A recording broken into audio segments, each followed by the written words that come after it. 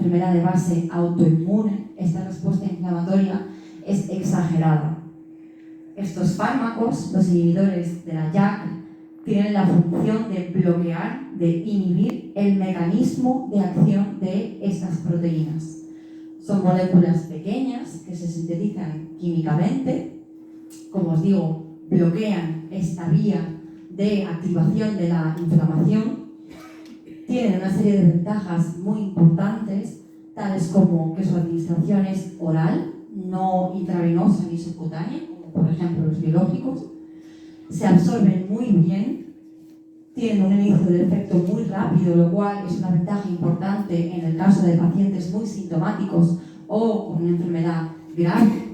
Y tal y como se absorben rápidamente, también se eliminan rápidamente, porque la vida media de estos fármacos es muy corta. El metabolismo es en el hígado, es un metabolismo hepático y se excretan por el riñón, excreción renal.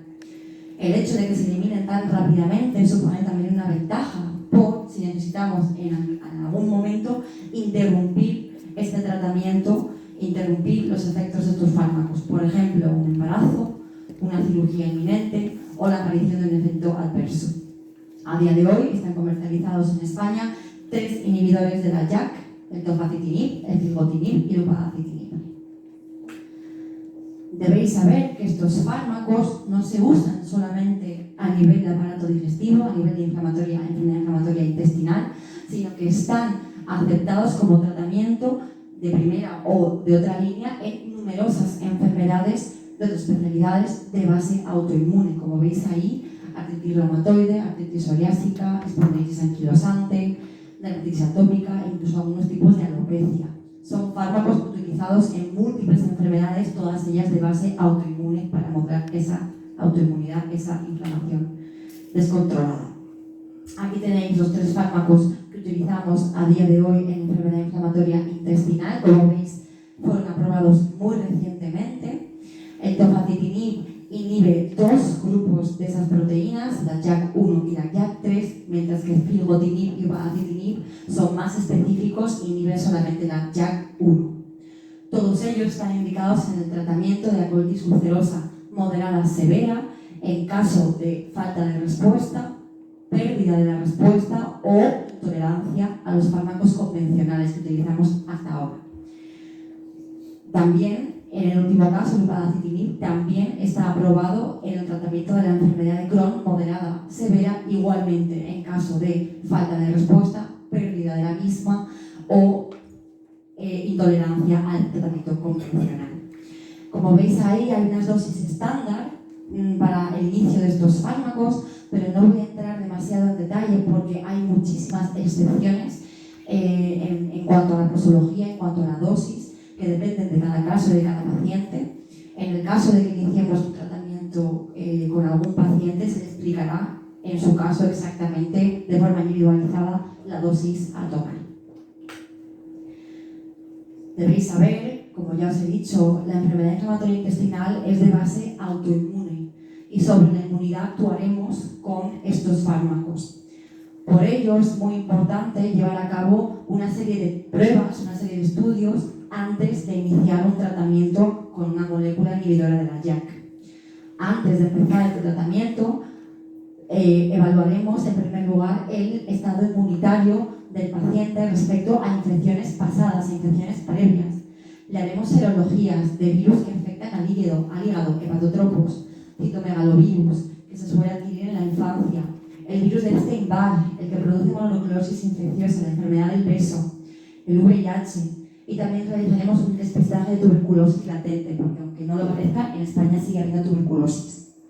Es muy importante durante el tratamiento con este fármaco mantener un calendario vacunal actualizado.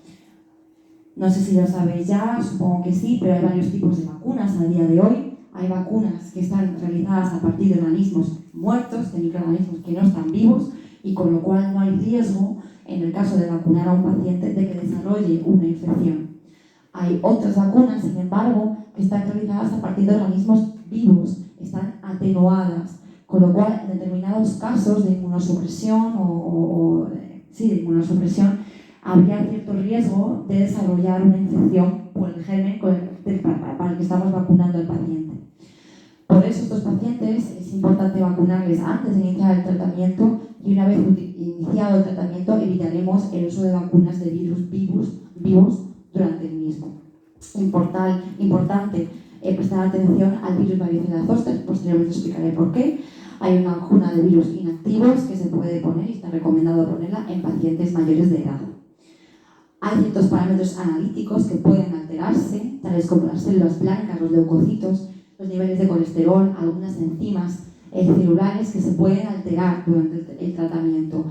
Por eso es importante cuando vengan ustedes a consulta traigan la analítica hecha para poder monitorizarles bien. En caso de infección grave durante el tratamiento interrumpiremos el mismo hasta control de la infección. Y es importante también realizaros un examen dermatológico periódico y en caso de objetivar alguna mancha nueva en la piel, nos lo comuniquéis para que lo veamos nosotros. En caso de grupos de población especiales, pacientes mayores, pacientes ancianos, en este caso el tratamiento no sería primera línea, solo deberían utilizarse en caso de que no se disponga de alternativas terapéuticas adecuadas. En cuanto a los niños, como ustedes se pueden imaginar, el llevar a cabo estudios clínicos con fármacos en pacientes menores de edad, en niños, es un asunto delicado, con lo cual es difícil hacer estudios en este grupo de población y no tenemos todavía datos sobre la seguridad y eficacia en pacientes en menores de 18 años con enfermedad inflamatoria intestinal, por lo que no podemos recomendar su uso por lo general. Debéis saber también que en caso de pacientes con fracaso renal, insuficiencia renal, no requeriríamos un ajuste de esa dosis en caso de que el fracaso renal sea leve, pero sí debemos ajustar la dosis del fármaco en caso de insuficiencia renal moderada o severa. En cambio, en el caso de fracaso hepático, insuficiencia hepática, debemos ajustar la dosis incluso en pacientes con insuficiencia hepática leve o moderada y estaría contraindicado el fármaco en casos de insuficiencia hepática grave. De lo que yo os he dicho, podéis deducir que hay una serie de contraindicaciones para estos fármacos, sobre todo, os podéis imaginar, infecciones graves activas o tuberculosis activa, hay que tratarla antes de empezar el tratamiento. Casos de insuficiencia hepática grave, como hemos dicho, pacientes embarazadas. Y luego está ahí el hábito tabáquico, el tabaquismo, o pacientes exfumadores que han fumado durante un largo tiempo. No sería una contraindicación absoluta, es decir, se podría poner en determinados casos. Los que me conozcan de consulta saben que yo soy muy estricta en este aspecto. Es un factor de riesgo de fallo del tratamiento, desarrollo de neoplasias. Ya les digo, todo es un beneficio, una balanza beneficio-riesgo, no es una contraindicación absoluta, pero en caso de que estén bajo tratamiento con inhibidores de la JAK y estén fumando, vuelvo a insistir, deben dejar de fumar y en el caso de que fumen, déjenlo igualmente por si algún día necesitan un tratamiento como este. En cuanto a los efectos adversos de sus tratamientos, las infecciones son el más frecuente. Gracias a Dios, la mayoría son leves. Sobre todo suelen ocurrir a nivel del tracto respiratorio superior o infecciones urinarias. Sí se ha visto, con respecto a otros tratamientos, un leve aumento del riesgo de infección por herpes zóster, el virus de la culebrina, como ven ahí en la foto. Se ha visto sobre todo en pacientes con edad avanzada, una historia previa de infección por herpes zóster, o pacientes que han estado con tratamiento anti-TNF y que han fallado. También es esperable en las primeras 6 semanas de tratamiento una alteración, una elevación moderada y reversible, sobre todo de los niveles de colesterol o triglicéridos. Como sabéis, solemos recomendar una dieta sana y ejercicio, pero en caso de que no logremos controlar esas cifras, iniciaremos un tratamiento farmacológico. Y ya os digo que es reversible. También podemos esperar en las primeras 6 semanas un descenso moderado y reversible del recuento celular sanguíneo, de las células de la sangre, anemia, los leucocitos que he mencionado antes pueden descender. También por eso es importante que saquen la analítica cada determinada consulta para que podamos vigilarles. Y luego también se ha visto que en pacientes con riesgo cardiovascular alto o elevado de trombosis venosa o de embolias pulmonares, podría verse este riesgo levemente más aumentado por estar con este tratamiento. Por lo tanto, aunque no es una contraindicación absoluta, en estos pacientes tendremos especial precaución a la hora de pautar el tratamiento y además realizaremos un seguimiento estrecho. De esta presentación quiero que saquen el mensaje de que los inhibidores de la JAK son fármacos nuevos, en general muy bien tolerados, con un perfil de seguridad similar a inmunosupresores y biológicos y con resultados excelentes hasta ahora, con lo cual suponen un tratamiento potencial, un arma terapéutica muy importante para los próximos años. Y gracias.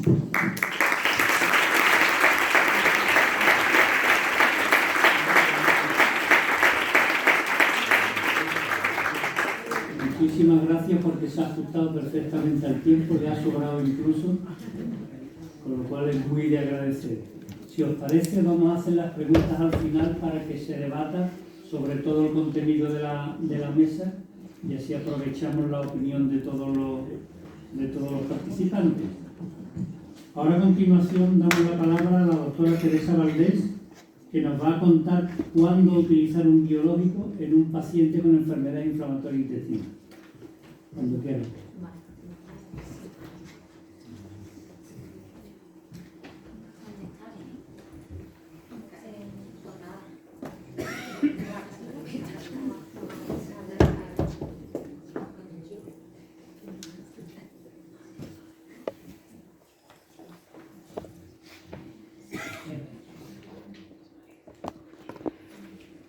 Bueno, pues se me escucha, ¿no? Bien. Yo creo que o no. ¿No se escucha? Sí. Vale. En primer lugar, nada, agradecer a la organización, sobre todo a Federico, por estar siempre ahí al pie del cañón con esta jornada y también, sobre todo, también a la doctora Castro, que la verdad que no falla nunca, y no solo aquí, sino que acude a todas las charlas que organizamos. Así que nada, mi tema va sobre cuándo utilizar un biológico en un paciente con enfermedad inflamatoria intestinal. Bueno, la doctora Sandra acaba de hablar de las moléculas orales, que la verdad que son el último tratamiento que ha llegado a la enfermedad inflamatoria y que a los clínicos nos encanta porque son muy cómodas y son orales. Estos son los biológicos, que son moléculas totalmente diferentes, ¿vale? Son igual de potentes, igual de buenas, pero es verdad que son tratamientos que son subcutáneos o intravenosos. Antes de hablar cuándo están indicados, pues es imprescindible ver un poco la evolución de los tratamientos en la enfermedad inflamatoria. Vemos que en el año 70 solo teníamos los corticoides y cómo ha ido evolucionando hasta el año 1998, que fue cuando el primer biológico salió, que fue el infliximab. Y todos estos años pues han salido poco a poco, a lo largo de los años, diferentes biológicos, hasta llegar vedolizumab, ustekinumab, y siguen saliendo nuevos. Estos son los que ha hablado Sandra, que son las moléculas orales, los IJAK, y siguen saliendo biológicos a pesar de ello. El último que ha salido, los dos últimos que han salido han sido risankizumab y mirinzumab. Todos son terminados en AP, porque son anticuerpos monoclonales. Y se vienen nuevos fármacos, como siempre, guselkumab, el PRAZ-023 y anakinra. Y siguen saliendo nuevas moléculas. Así que eso es un avance en esta enfermedad que es tan compleja. ¿Y qué son los biológicos? Pues como vengo diciendo, no son fármacos normales como un paracetamol o un ibuprofeno, que son fármacos desarrollados en la industria, en un laboratorio, a partir de moléculas químicas, sino que son fármacos mucho más complejos. Son moléculas grandes que parten de células vivas, de células humanas, ¿vale? Como por ejemplo las vacunas. Pues esto, un ejemplo de biológicos son las vacunas y un ejemplo de biológicos son los anticuerpos monoclonales, que son nuestros biológicos, los que se utilizan en la enfermedad inflamatoria intestinal. Aquí os he dejado puesto las fotos de los últimos que han salido. Este es vedolizumab, este con un dispositivo muy raro, más moderno, es risankizumab. Este de aquí es mirinzumab y este es Stelara ustekinumab, que son los últimos que han salido. ¿Cuándo están indicados estos fármacos tan complejos y estos biológicos? Pues evidentemente, cuando diagnosticamos a un paciente de enfermedad inflamatoria intestinal, no ponemos un biológico. Cuando lo ponemos, pues cuando fracasan los tratamientos básicos, los tratamientos típicos para la enfermedad de Crohn y para la colitis ulcerosa. Cuando fracasan los tratamientos convencionales. ¿Cuáles son esos tratamientos convencionales? Pues las mesalacinas, los corticoides o los inmunosupresores como es el Immurel, la ciateoprina. También hay casos cuando un paciente necesita muchos ciclos de corticoides, que se hace córtico dependiente, ahí también están indicados los biológicos. Pero a grosso modo siempre los ponemos cuando los pacientes no van bien con las terapias básicas. ¿Y cómo sabemos los clínicos si un paciente va mal o va bien? Pues lo primero que tiene que hacer el paciente por su parte es acudir a las consultas, que esto parece una tontería, pero es verídico. El paciente tiene que ir a sus consultas cuando está citado. Luego, que realice los tratamientos, porque las mesalacinas hay que tomárselas, si no, no sabemos si está infratratado o no. Y luego, por nuestra parte, vemos si el tratamiento está haciendo efecto cuando hay una mejoría de los síntomas, cuando hay una respuesta, una remisión clínica, y ya no solo eso, sino que vamos ya más allá, porque desde más arriba se nos exige que seamos más exigentes con los pacientes, no nos conformemos con que mejore solo los síntomas, sino que también hay que echar cuenta de la calprotectina fecal que siempre os pedimos, de los niveles del fármaco y de las colonoscopias y las ecografías intestinales. Con todo eso, nosotros ya podemos evaluar si está o no siendo efectivo el tratamiento. ¿Y qué pasa? Que la verdad que lo que venía comentando, que cada vez nos hacemos más exigentes y aumentan los objetivos, no solo nos confirmamos el paciente, si estoy mejor, no, es que te quiero hacer una colonoscopia para si ver verdaderamente estás mejor, o te quiero hacer una calprotectina. Por ello también iniciamos biológicos antes, porque no nos confirmamos con que solo mejoren los síntomas, queremos una curación de la mucosa. Y también se ha visto que ser más agresivo pues mejora los resultados a largo plazo. A grosso modo se ponen biológicos cuando no va bien la terapia convencional, pero sí hay casos donde vemos un paciente, lo diagnosticamos y ahí iniciamos el biológico.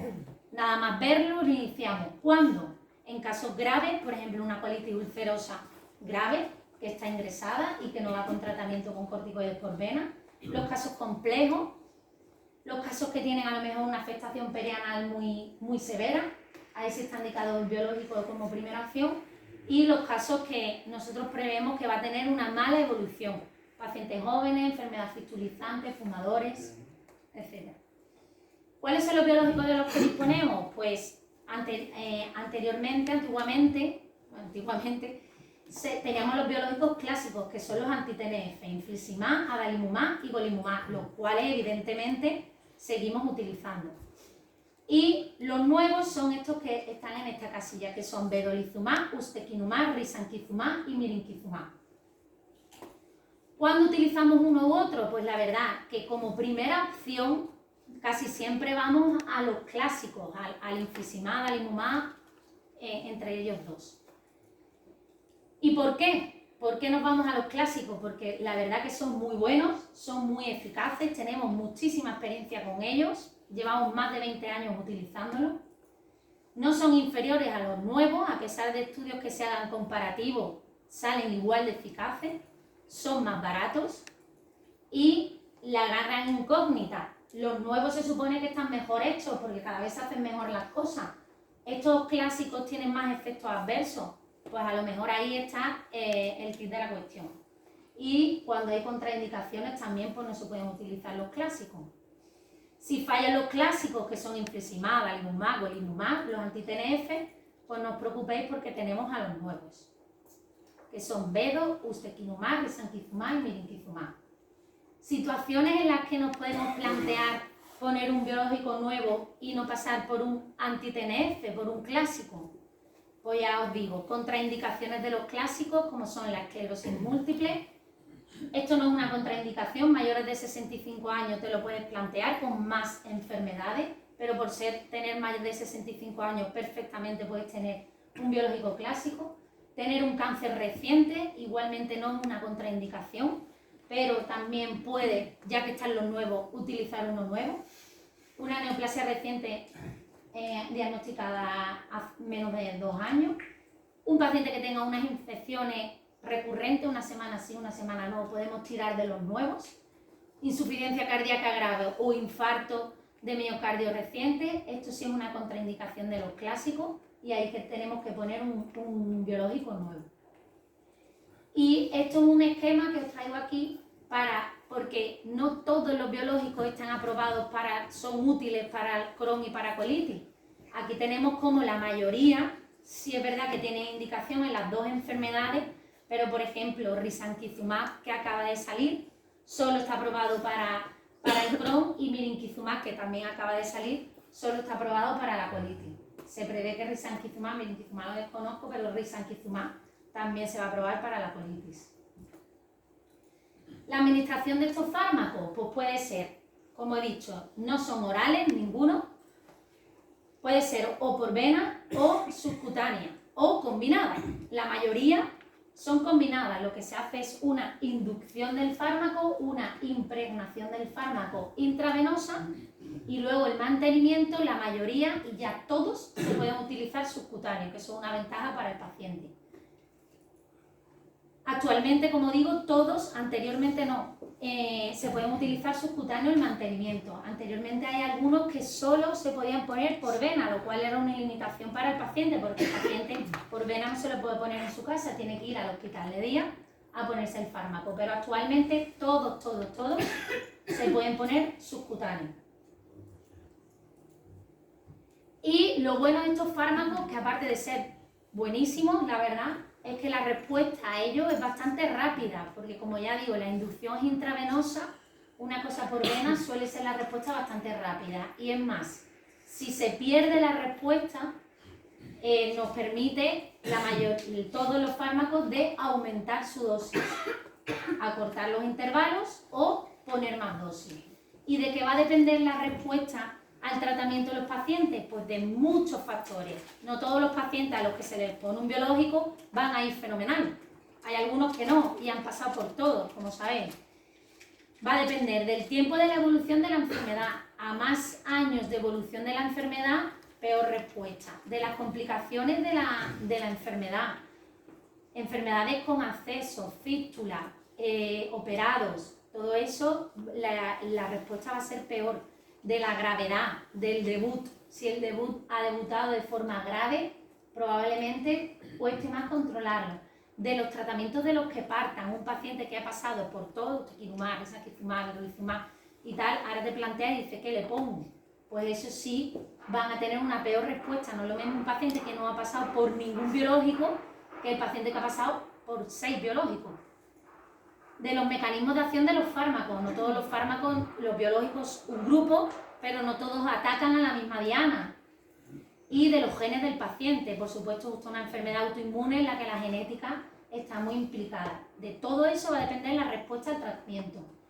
Los tratamientos con los biológicos, otra ventaja que tienen es que los podemos utilizar en monoterapia. Es decir, solo el paciente va a tomar eso. Fuera las mesalacinas, fuera el Imuret, fuera todo lo demás. Nos podemos abastecer solo con el biológico, porque son muy eficaces. Además, está demostrado que estos fármacos disminuyen las hospitalizaciones y las cirugías. Todo esto en ensayos. ¿Y qué pega tienen los biológicos? Pues la principal pega, que al ser fármacos complejos son fármacos caros. Eso es una gran limitación. Pero bueno, aún así nosotros la verdad que esa no es nuestra limitación. La limitación también es que no están exentos de efectos adversos. Un pequeño porcentaje de los pacientes que inician biológicos tienen un ligero aumento de infecciones. Por eso, lo que ha dicho también Sandra, es necesario tener el calendario vacunal actualizado. Esto es antes de iniciarlo, el biológico, y luego sí se repite cada X tiempo. Luego, por supuesto, despistaje de infecciones, entre ellas importantísimo, la tuberculosis. Pacientes con tuberculosis latente, hay que hacer una quimioprofilaxis antes de iniciar estos fármacos muy potentes que no podemos ponerlos con infecciones. Y esto es súper importante y que a nosotros mismos se nos olvida en las consultas, recordaros, protección solar. Tiene aumento de cáncer de piel no melanoma e incluso del melanoma. Hay que hacer revisiones crónicas de los lunares y sobre todo protección solar, y más en Sevilla, que el sol está todos los días del año. Con los nuevos biológicos, la ventaja que tenemos es que al estar mejor hechos, pues sí es verdad que parece que tienen menos efectos adversos. Esto parece es porque todavía son muy recientes y veremos a ver de aquí a 20 años, como con infliximab. Aún así es imprescindible, antes de poner un biológico, hacer el estudio prebiológico, aunque sea nuevo. 2 minutos le quedan. Ya termino. Y otra pega que tiene es que pueden presentar el paciente reacción al fármaco cuando se lo pincha o cuando se lo pone por vena, con lesiones del tipo psoriasis, eczema en el punto de inyección, dolor articular, incluso reacciones durante la infusión, que esto hay que suspender el fármaco si la reacción, por ejemplo, es con disnea, que hay asfixia. Y esto es verdad que los nuevos biológicos parece que son mejores, de hecho se infunden en 1 hora y los antiguos en 3. O sea que parece que cada vez va mejor, se van haciendo mejor las moléculas. ¿Y qué biológico es mejor? Pues esto no lo sé decir. Va a depender de muchísimas cosas. Sé que os comparáis entre vosotros, yo tengo tal, fulanito tiene tal, el vecino del quinto tiene tal. Esto va a depender de las características de la enfermedad, del paciente, la edad, el estilo de vida que lleve, otras enfermedades asociadas que tenga y la exposición previa a los fármacos que haya pasado. ¿Vale? Y como mensaje ya para terminar y para llevar a casa, que tengáis en cuenta que hay una revolución y que siguen saliendo nuevos fármacos para la enfermedad inflamatoria intestinal, que los biológicos son fantásticos, la verdad que son muy eficaces para el control, cuando ponerlos en casos graves, empeoramiento o que no haya control de la enfermedad, que los nuevos biológicos son muy eficaces igual que los antiguos y parece que tienen menos efectos adversos, pero siempre lo que he dicho, hay que personificar, individualizar y cada paciente es un mundo. Y que bueno, que cada vez eso, van saliendo más tratamientos y eso es lo que nos salva a nosotros como clínicos.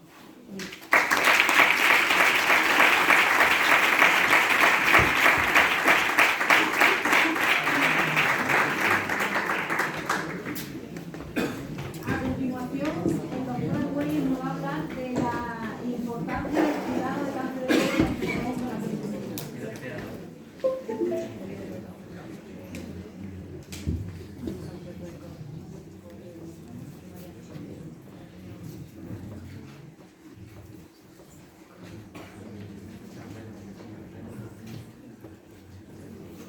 Bueno, buenas tardes a todos. Lo primero, dar las gracias por estar aquí. Es un lujo ver la sala llena como todos los años y espero que os resulte atractivo lo que se va a ir hablando a lo largo de la tarde. También quería dar las gracias, como no podía ser menos, bueno, a José Luis por la asociación de pacientes, a la relación que tenemos con ellos año tras año y también a nuestra querida Luisa Castro. Para nosotros es un honor que venga otro año más, a pesar de que ya está jubilada, y esperemos, Luisa, verte año tras año aquí con nosotros. Bueno, voy a tratar un tema que da un poco miedo, ¿no? La palabra cáncer da miedo. Y realmente cuando hablamos de la enfermedad, los pacientes suelen preguntar sobre el cáncer en 2 momentos muy importantes. Cuando se diagnostica la enfermedad, el paciente acude con mucho miedo a la consulta del médico y le pregunta, ¿lo que tengo es cáncer? Y lo segundo es cuando decimos, mira, no tiene cáncer, pero tiene una enfermedad que se denomina colitis ulcerosa o enfermedad de Crohn. La siguiente pregunta es, ¿esta enfermedad que tengo degenera en un cáncer? Yo creo que foros como estos son necesarios precisamente para abordar estos temas, para hablar de ellos con tranquilidad, con seriedad. No se trata de irnos todos esta noche a casa a dormir pensando que vamos a tener un cáncer, sino todo lo contrario. Que salgáis de aquí informados sobre lo que es un cáncer en un paciente con enfermedad inflamatoria intestinal y lo más importante, cuáles son las herramientas que tenemos para prevenir ese tumor en los pacientes con enfermedad inflamatoria intestinal, que como veréis a continuación tenemos muchas herramientas para hacerlo. Fijaros que estamos hablando de un problema muy serio. Estas son las gráficas del año 2024 sobre el cáncer de colon en nuestro país. Más de 44.000 pacientes en nuestro país van a tener cáncer de colon. Es el cáncer más frecuente en los países occidentales, por encima del cáncer de mama o por encima del cáncer de próstata. O sea, estamos hablando de una verdadera epidemia. De esto nuestro cirujano, el doctor Gómez Rosado, sabe mucho porque él se dedica precisamente a operar esto. Y cuando hablamos de cáncer de colon en la enfermedad inflamatoria intestinal, ¿existe realmente más riesgo? Pues sí, es verdad, existe más riesgo. 2,5 veces más riesgo de tener cáncer de colon en un paciente con enfermedad inflamatoria que un paciente que no lo tenga, o un sujeto normal que no tenga enfermedad inflamatoria intestinal. Pero fijaros, y esto es un dato importante, solo el 2% del total de los cánceres de colon derivan de enfermedad inflamatoria intestinal. Luego, la complicación más importante de una enfermedad inflamatoria intestinal, sin lugar a dudas, no es el cáncer de colon. Pero es cierto, y vuelvo a incidir, que existe más riesgo de tenerlo. ¿Y por qué se tiene más riesgo? Pues en esta gráfica tratamos un poco de explicarlo. Cuando se produce la inflamación en la mucosa, se descontrola lo que es la inflamación de la mucosa.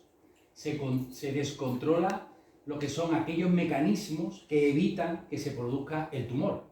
Se produce, por ejemplo, citoquinas inflamatorias, como el factor de necrosis tumoral o la interleuquina 6, que promueve la génesis de los tumores.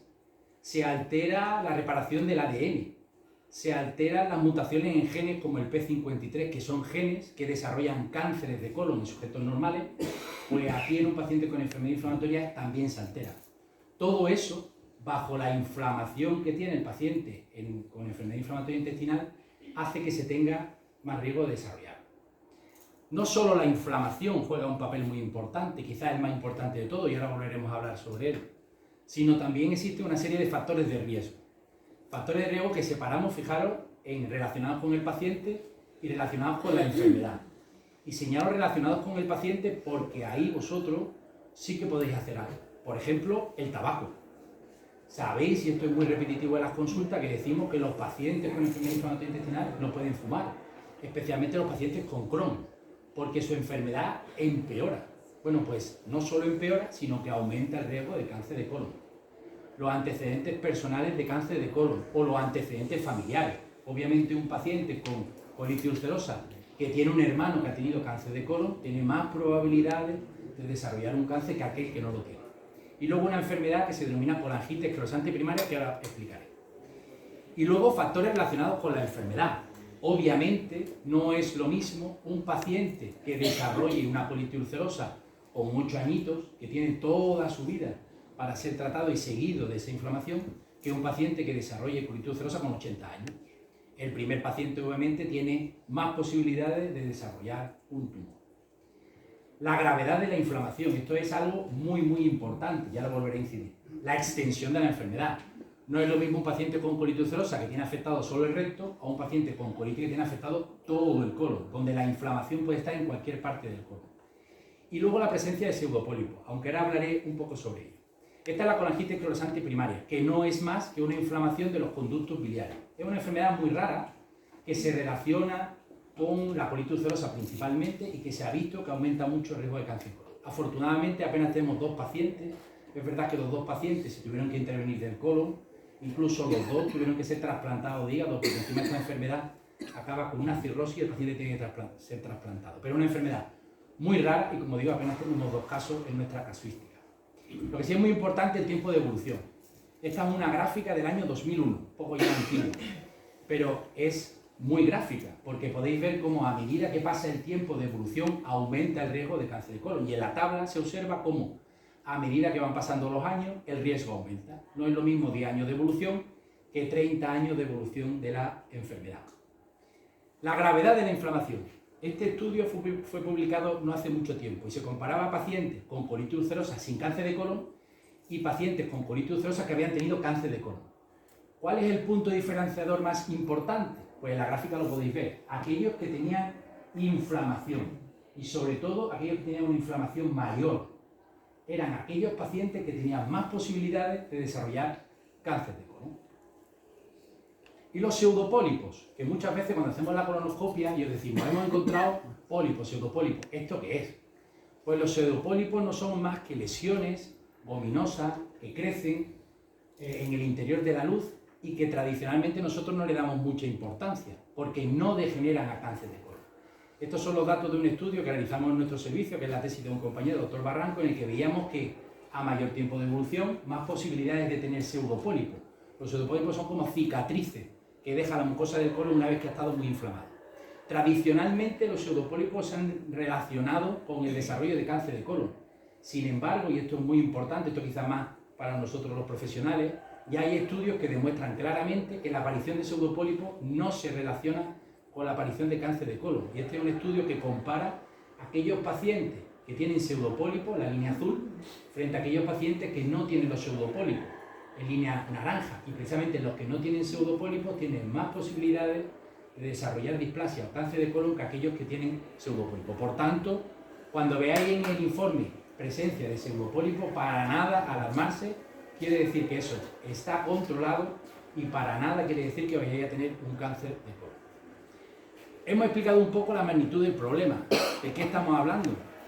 Vamos a hablar un poquito ahora cómo podemos prevenir la aparición de esos tumores en pacientes que tienen enfermedad inflamatoria intestinal. Y desde mi punto de vista, dos factores muy importantes. Lo primero, control de la inflamación. Si hemos dicho que aumenta el riesgo por la inflamación, vamos a controlarla. Y ya se han dado dos charlas sobre los tratamientos y las posibilidades de tratar a los pacientes con enfermedad inflamatoria intestinal. Pero la parte que os toca es que una vez que os pongamos el tratamiento, la adherencia tiene que ser plena. Y ahora veremos un estudio en el que se demuestra cómo cuando el paciente no se toma el tratamiento, la inflamación aumenta, la inflamación se descontrola y por tanto hay más posibilidades de desarrollar cáncer de colon. Y lo segundo, las colonoscopias de revisión. Cuando en la consulta se incide, toca una colonoscopia de revisión, pues no lo hacemos obviamente por gusto, sino lo hacemos porque consideramos que es el momento para despistaje de lesiones que potencialmente pueden degenerar en algo más grave. A ver, algunos de mis estudiantes, ¿qué es lo que pensáis sobre esta imagen? ¿Cuál es el paciente o cuál es el colon que tiene más posibilidades de desarrollar una lesión fea? La izquierda, ¿verdad? Se ve claramente inflamada, no hay que ser médico.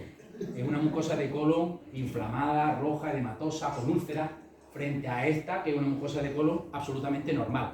Los dos pacientes tienen colitis ulcerosa. Lo que pasa es que uno, la inflamación no está controlada, en el otro la inflamación está totalmente controlada. Y es lo que os decía, fijaros, en este estudio, simplemente con mesalazina, no estamos hablando de tratamiento biológico, no estamos hablando de tratamiento muy novedoso. En este estudio se demuestra claramente como aquellos pacientes en la barra blanca que se toman la mesalazina de forma continuada tienen más posibilidades de tener controlada su enfermedad, tener controlada la inflamación, que aquellos que lo hacen de forma intermitente en las barras negras. Por tanto, el mensaje es claro. La medicación no se puede olvidar, la medicación hay que tomarla. Y medicación tan sencilla como una mesalazina. No estamos hablando de un tratamiento intravenoso ni un subcutáneo, simplemente una mesalazina.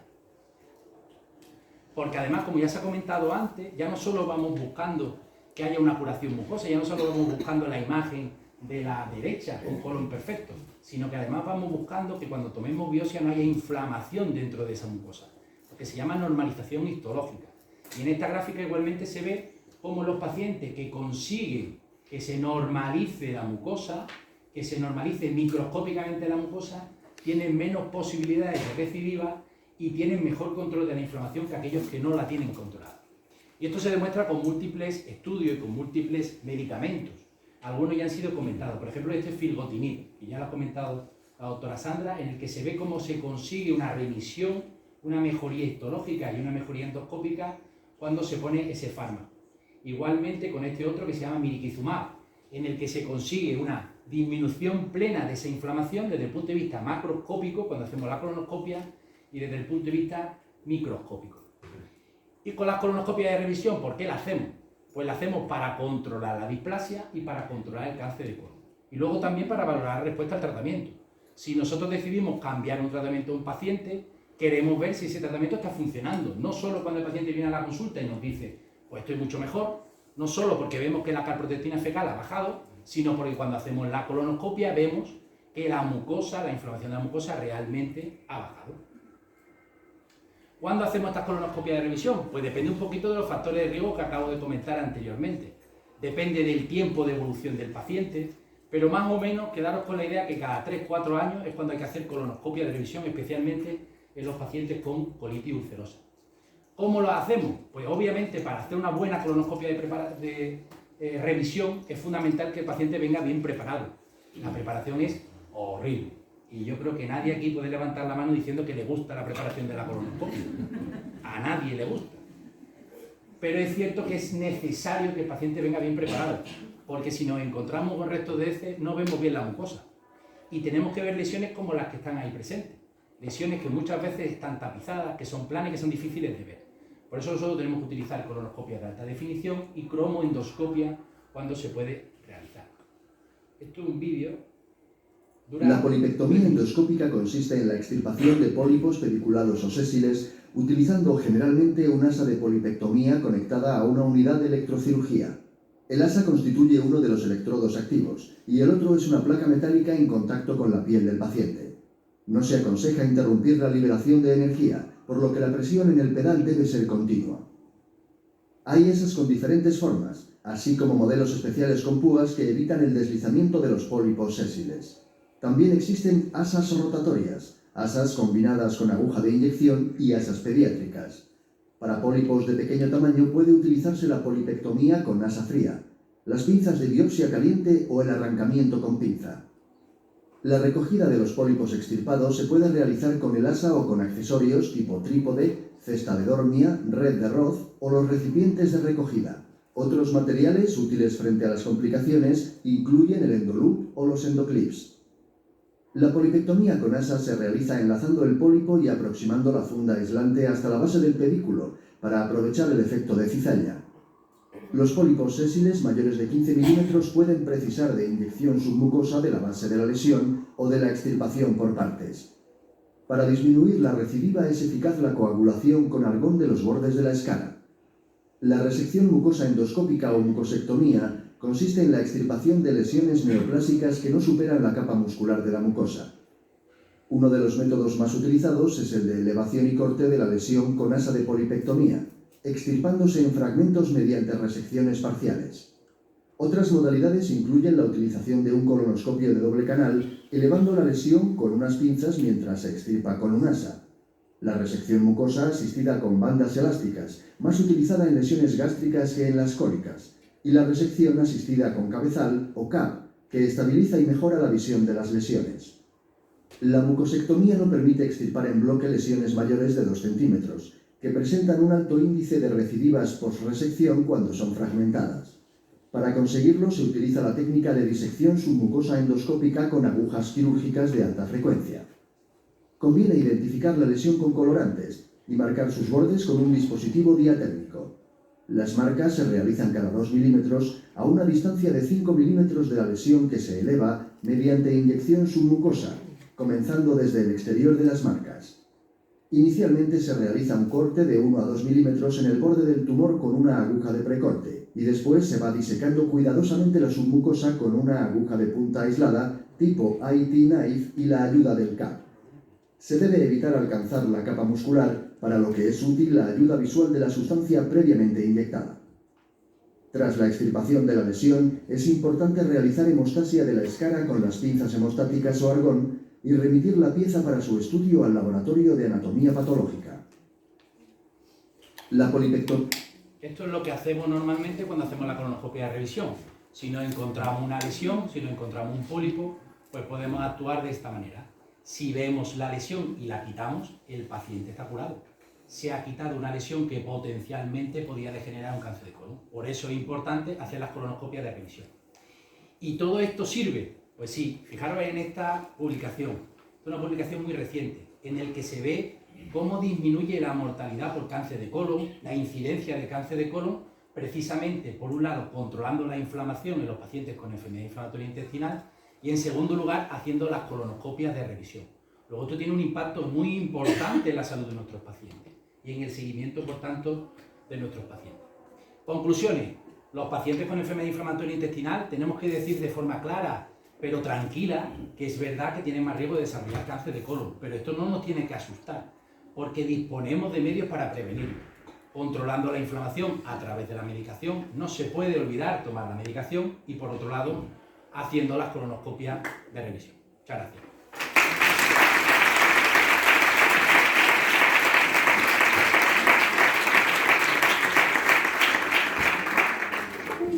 Y a continuación, el doctor Gómez Rosado nos va a hablar de la importancia del comité médico clínico en el tratamiento de la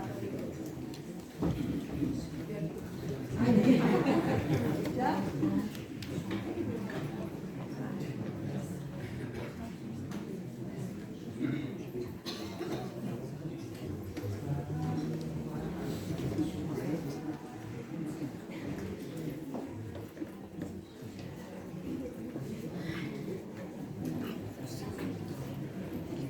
Bueno, ¿se me oye bien así? Así mejor, ¿no? Sí.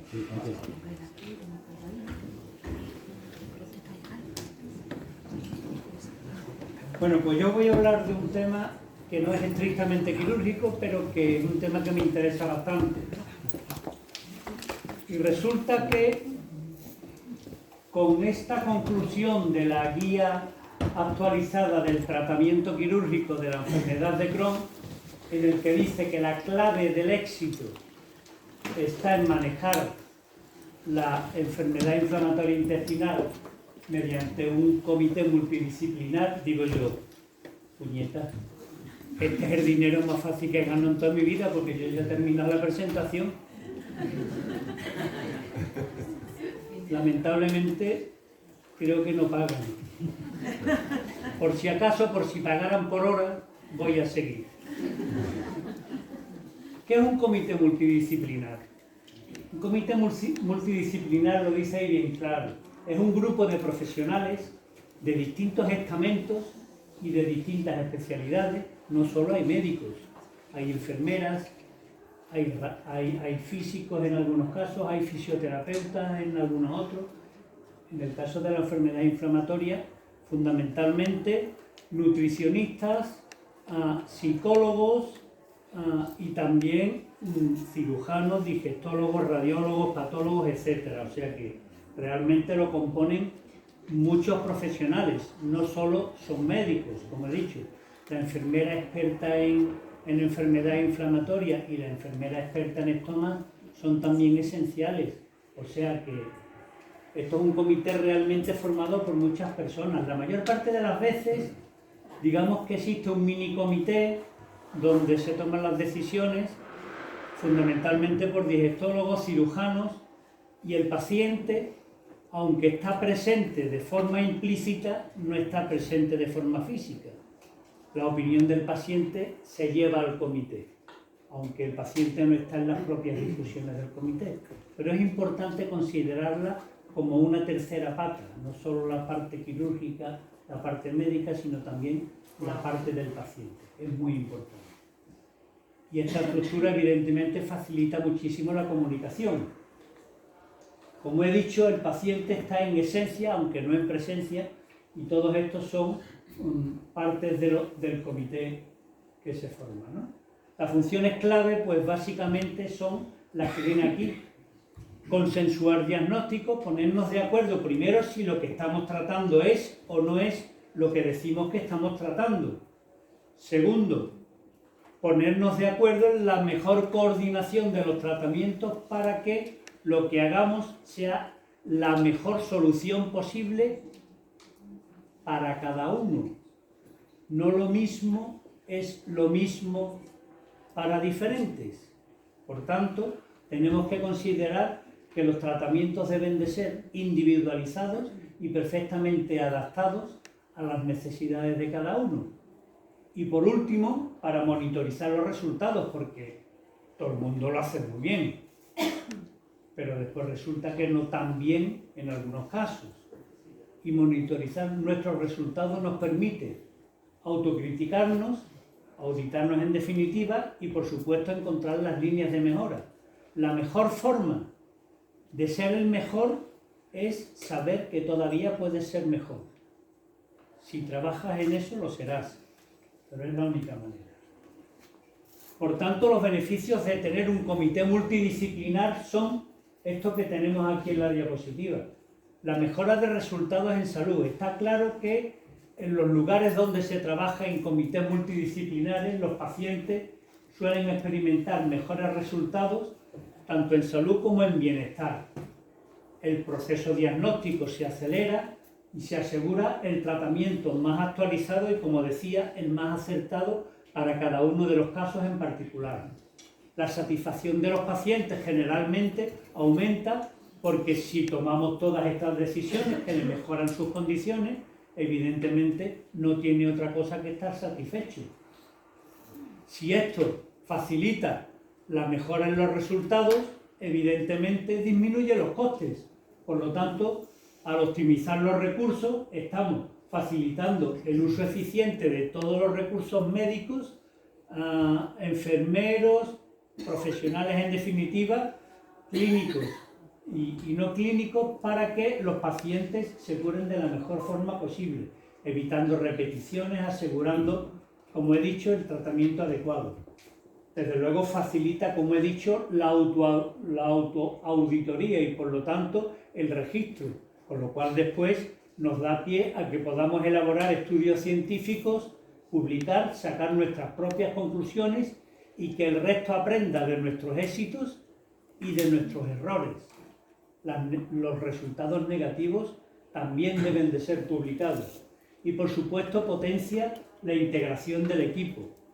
No es lo mismo llamarse por teléfono y contarse una cosa en un momento dado que reunirse de forma sistemática, saber que tenemos que hacer una serie de tomas de decisiones sobre pacientes concretos que muchas veces ya se llaman preparados y que en definitiva ya sabe uno de los trabajos continuados con las mismas gentes y en las mismas condiciones de qué pie coge a cada uno y cómo tenemos que plantear las cosas cuando queremos hacer una cosa u otra.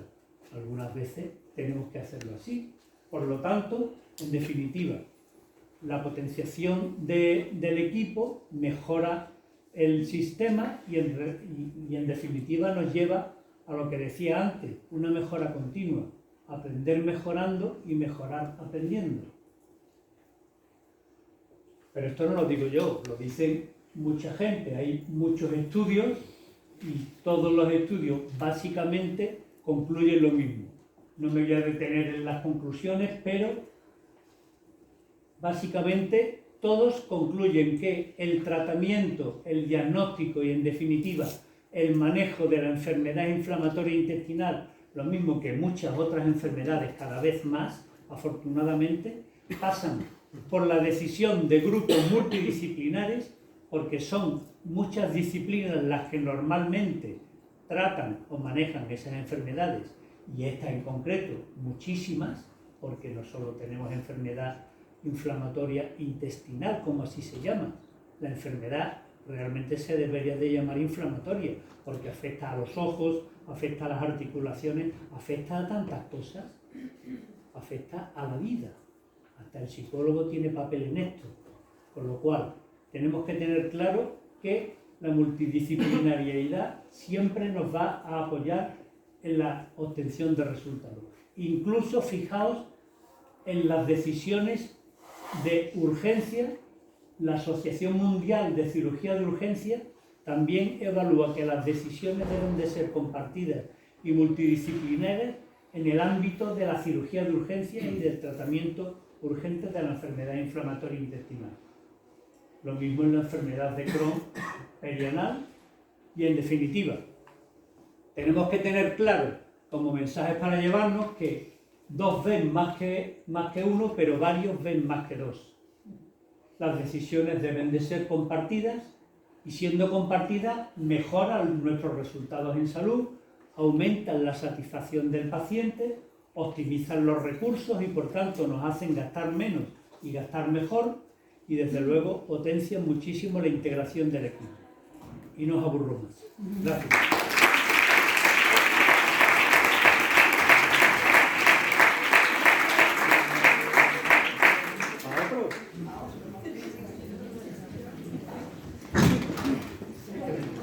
Que me llevo el tío.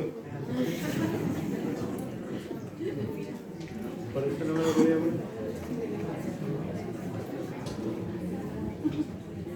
Bueno, pues aprovechando los 5 minutos que sobran, Belén, todo tuyo. Belén Maldonado nos va a hablar sobre las revisiones en las consultas del especialista. ¿Qué es lo que debe de conocer el paciente y cómo se debe de preparar para acudir a una revisión? Muchas veces nos van a hacer preguntas que igual si las lleváramos preparadas las contestaríamos probablemente mucho mejor. A ver qué nos dice la doctora. Pantalla completa. Ahí. Bueno, pues yo encantadísima de estar de nuevo otro año aquí. Y muchísimas gracias a la doctora Castro por acompañarnos también este año, que yo le sigo dando la murga, hablo con ella cada 2 minutos, que sigue siendo mi doctora referente, que es la que me ha enseñado y eso, así que le sigo llamando. Y por eso seguiré haciéndolo. Bueno, pues eso, a mí me toca hablaros eso, de cómo venir y qué debéis hacer cuando venís a las consultas de la unidad a vuestras revisiones. Bueno, ya sabéis que las citas médicas pues son breves y hay veces que necesitamos tratar muchos temas, por lo que debéis de estar preparados.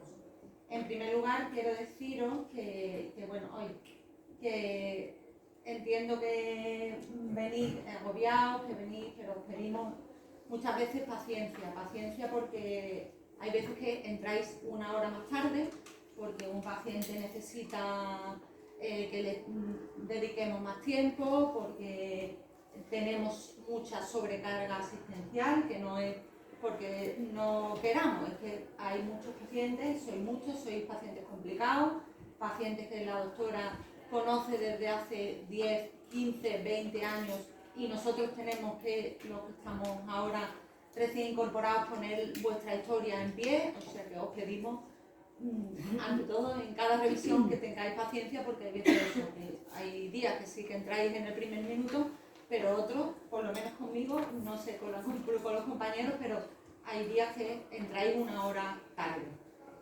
Bueno, la consulta de la unidad es una oportunidad para vosotros, para recibir orientación, para que podamos ajustar vuestros tratamientos y para manejar la enfermedad de la forma más efectiva posible. Debéis de, primero, antes de llegar a la consulta, bueno, entender vuestra enfermedad. Es fundamental que tengáis un conocimiento para eso además hacemos este tipo de reuniones, que conozcáis vuestros síntomas, las posibles complicaciones y los tratamientos que tenemos hoy por hoy disponibles. Los síntomas que identifiquéis cuando tenéis esos síntomas, que los describáis, cuando aparecen y si ha habido cualquier cambio reciente cuando venís a que os revisemos. Debéis de conocer, por supuesto, el historial vuestro médico, los tratamientos que habéis recibido, los que estáis recibiendo en la actualidad y cualquier reacción adversa que presentéis en la medicación que estáis tomando. También tenéis que conocer los factores que pueden desencadenar brotes de vuestra enfermedad y aquellos que son estrés, dieta y determinadas infecciones. Y familiarizaros con todos los fármacos, no solo de la enfermedad inflamatoria intestinal que estéis tomando, sino con el resto, porque entre unos y otros pueden aparecer y debemos ser conocedores de la medicación que estáis tomando. Cuando os vemos, bueno, pues podéis anotar los síntomas, la frecuencia de las deposiciones o algún detalle que creáis que es importante que nosotros debamos de ser conocedores en vuestro cambio de dieta o dudas que tengáis para que podáis comunicarnos ese día en la consulta. Incluso podéis venir con una lista de preguntas si tenéis alguna preocupación que queráis que podamos tener en ese ratito que tenemos breve, pues poder consultárnoslo. Y si podéis traernos la medicación detallada, porque muchas veces eso nos tenemos que meter en otro programa, pues entonces la que tomo para la tensión, entonces los cambios en nosotros de revisar en vuestra medicación, con la informática tenemos siempre un jaleo para todo lo que hacemos en la consulta. Si nos lo traéis y os sabéis la medicación que vais tomando, que queráis preguntar, pues mucho mejor si lo traéis detallado. Si habéis hecho una endoscopia reciente, una prueba de imagen que os hemos dado para que nos aportéis a la consulta, porque muchas veces nos falla el programa, nos la traéis en mano, si la tenéis vosotros disponible en casa para que podamos verla por si no podemos abrirla en los ordenadores, que no es raro que nos falle. Y si habéis hecho cualquier cambio en la dieta o en el estilo de vida, también es importante que nos lo mencionéis durante la consulta. Así también si estáis tomando suplementos vitamínicos para deportes, para es importante también que nos lo comuniquéis, porque eso también podría tener consecuencias en la enfermedad inflamatoria intestinal. Y es importante que a vuestras revisiones, si os ponéis nerviosos, que no vengáis solos, que vengáis, porque hay veces que alguno no se entera bien de las pruebas que me ha pedido, de que me ha explicado que me va a poner un nuevo tratamiento, y si venís acompañados, un apoyo emocional, siempre es mejor que ir uno solo a la consulta. Como os han ido diciendo a lo largo de la tarde, quiero hacer incidencia especial que las revisiones son importantes para manejar vuestra enfermedad de la manera más efectiva.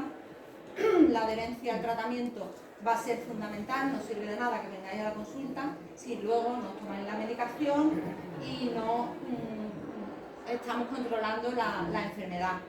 La adherencia tiene como objetivo que controlemos no solo los síntomas del brote, sino que alcancemos la remisión, o sea, que curemos la enfermedad y que evitemos las posibles complicaciones en el futuro y con todo ello que mejoremos vuestra calidad de vida. No debemos olvidar eso, que el médico es el que indica, el que supervisa el tratamiento y el que os va a venir mejor, que vosotros en cada situación, en cada complicación de la enfermedad, y que vosotros debéis de estar informados, pero que es muy importante que sois vosotros los que vais a tener que tomar parte activa en la decisión de las distintas opciones y de los distintos tratamientos que os vamos a ir ofertando, y que debéis de tomároslos porque si no es ganar. Y luego, bueno, que hay una relación directa entre la adherencia a los tratamientos y la evolución a la enfermedad, como hemos ido diciendo, que es fundamental que garanticemos que hacéis correctamente el tratamiento, porque esto nos va a prevenir de la aparición de futuras complicaciones.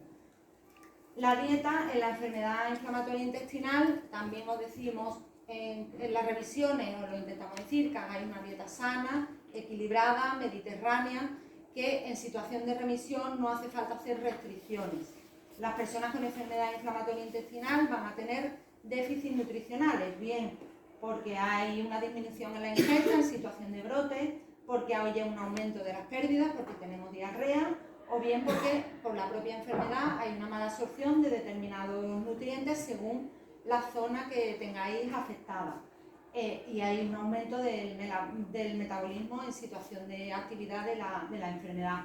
Así que esto es importante, prevenirlo y corregirlo, porque esto va a alterar la cicatrización y la reparación de la cicatrización de los tejidos y de la curación de la inflamación. Como os he dicho, cada vez que venís a las consultas, en las revisiones, os intentamos decir esto, que debéis de hacer una dieta lo menos restrictiva posible.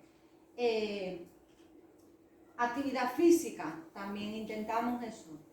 Hoy por hoy además estamos viendo mucho hiperlipemia, aunque haya enfermedad inflamatoria, estáis viniendo con los lípidos alteradísimos, con hígado graso. Os recomendamos también, aunque haya una enfermedad activa, se puede hacer ejercicio, no hacer un ejercicio aunque estemos en situación de brote, pero es saludable porque nos aumenta la densidad del calcio de los huesos, porque nos mejora la respuesta inmunológica. La salud psicológica también en la enfermedad inflamatoria intestinal nos controla el exceso de peso y bueno, tiene capacidad también el ejercicio físico para que controlemos el estrés. O sea que también os recomendamos en las revisiones que hagáis ejercicio físico. Ya os han dicho y os estamos diciendo ahora, vacunaros de la gripe. Está recomendado todos los años en los pacientes con enfermedad inflamatoria intestinal, ya no solo el calendario de actualización anual de vacunas, o sea, anual al diagnóstico de las vacunas, sino que os vacunéis anualmente de la gripe. Del COVID está recomendado también, que muchos pacientes decís, bueno, es que me da miedo lo del COVID. Está recomendado que os pongáis gripe y COVID, y cuando os toque por edad, neumococo, ¿vale? No solo por los tratamientos inmunosupresores, sino por la propia enfermedad crónica, que sois de grupo de riesgo, los pacientes con enfermedad inflamatoria, de enfermedad crónica, de actualizar y vacunarse de gripe y COVID. Y bueno, y el tabaco, que ya os han ido diciendo también, que os recomendamos cada vez que venís a la consulta que no fuméis y que empeora todo. Respuesta a tratamiento, más operaciones, más ingresos, o sea que no estamos repitiendo unos y otros. Otros consejos que os ha dicho el doctor Argüelles de las colonoscopias para la prevención del cáncer de colon, otros que os recomendamos, que muchas veces no nos da lugar a ponerlo en las revisiones, fotoprotección, que os han comentado también con el tema de biológicos, inmunosupresores, evitar sobreexposición al sol, mujeres seguir su citología de control según las indicaciones de referencia. Y bueno, pues esto en un cortito espacio de las revisiones no podemos, intentamos hacerlo a modo resumido, pero son muchos consejos que hay que iros dando y que tenéis que tener presente y ir haciendo cada vez que venís a las consultas y cumplirlos, porque os decimos vacunar o no me vacuno, pues para. En la consulta, bueno, pues queremos que seáis honestos y abiertos con nosotros, que nos comuniquéis los problemas, las dudas de forma clara, o el efecto adverso que creáis que puede haber surgido de alguna medicación o algo, que nos lo contéis. Bueno, lo de tomar nota no creo que sea necesario porque os damos el informe normalmente por escrito.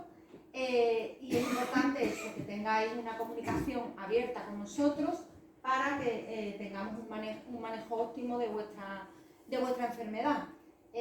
Una buena preparación para eso, llevarnos vuestra medicación, las pruebas que tengáis, todo lo que he ido y que cumpláis las medidas de control de la enfermedad, es importante para que aseguremos que los tiempos que tenemos disponibles, desgraciadamente, son escasos y que podamos abordar en el poquito rato que os podemos dedicar, pues todas las inquietudes que tengáis. Tener eso, una actitud positiva, proactiva, o sea, que os anticipéis a las situaciones y tomar las iniciativas y actuar en consecuencia, y eso, pues que hacer que las cosas sucedan en lugar de esperar a que las cosas sucedan. Para las revisiones siempre os pedimos analíticas de sangre y de heces, porque aquí en la enfermedad inflamatoria intestinal puede haber distintas alteraciones analíticas que nos reflejan actividad propia de la inflamación o bien alteración nutricional asociada. Nosotros normalmente pedimos analíticas completas que llevan un hemograma para ver si hay alteración, bien por los fármacos que estáis tomando, o que haya anemia o que haya otras alteraciones en el hemograma. Una bioquímica general, que vigilamos función renal, función hepática, también marcadores del estado nutricional, que son vitaminas, ácido fólico, hierro, vitamina D. Solemos hacerlo reiteradamente cada vez que venís para revisar si hay que suplementaros con algún tipo de nutriente añadido, y pedimos marcadores específicos en sangre de inflamación, principalmente velocidad y proteínas C reactivas, que hoy por hoy tienen menos valor que las analíticas de heces, que son la calprotectina fecal. Para la calprotectina fecal os pedimos solo una pequeña muestra, que basta recoger una pequeñita muestra, equiparable a una cucharadita de café. Se puede guardar hasta 3 días antes de entregarla, porque muchos decís, ¿me dais el volante junto con el de la sangre y hoy no he podido?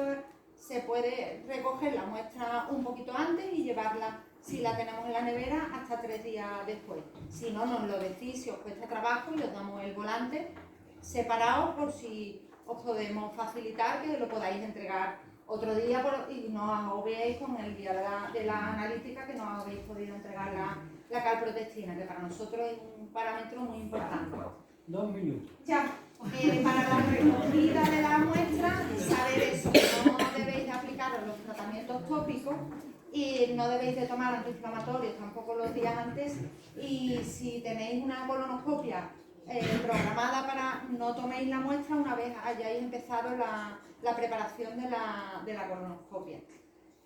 Bueno, que ya por último decir que vuestra enfermedad, tenerla controlada, es tener menos episodios de brotes, menos síntomas y menos complicaciones.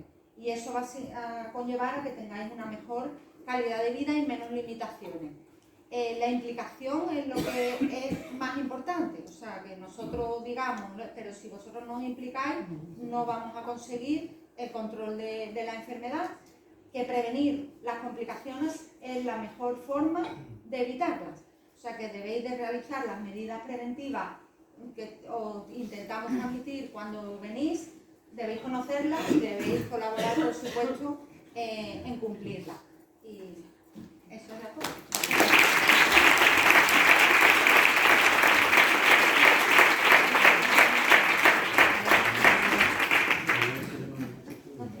Bueno, nos hemos ajustado al tiempo a la perfección y esto es importante porque el tiempo es uno de los bienes más preciados que tenemos junto con la salud.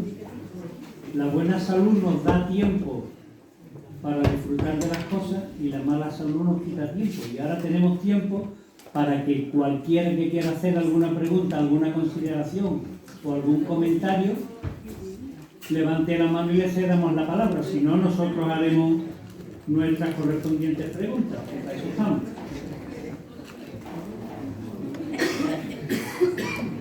Adelante. Buenas tardes. En primer lugar, bueno, agradecer, ya me lo, no hay que decirlo porque... ¿Quiere el micrófono, Pepe? Está ahí de maravilla. No, bueno, si se me escucha bien, no... Se ve bien y se lo pasa allí también.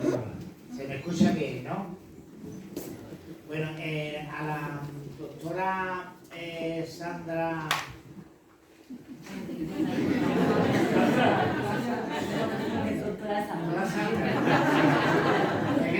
He estado aquí poniendo algunos comentarios y no, claro, así rápido y sin luz no veía muy bien. Cuando dice usted que bloquean ya más o menos los biológicos, estos nuevos que bloquean los bichitos estos que nos hacen caso, ¿eso quiere decir que estamos muy cerca de que pueda que la enfermedad remita del todo? O sea, se quite. Vamos a ver. Que tengo varias preguntas. Pues vamos por partes. No, espera. Ah, ¿qué? Cuéntamelo tú. No, pero es que tengo la parte de restaurante. Vamos a ver, algo que debe quedar claro es que a día de hoy la enfermedad inflamatoria intestinal es una enfermedad crónica que no tiene tratamiento curativo. No hay tratamiento a día de hoy que cure la enfermedad. Tenemos tratamientos que controlan la enfermedad. Hay pacientes que se controlan perfectamente desde el inicio de los síntomas. Hay pacientes que cuesta más controlarlos.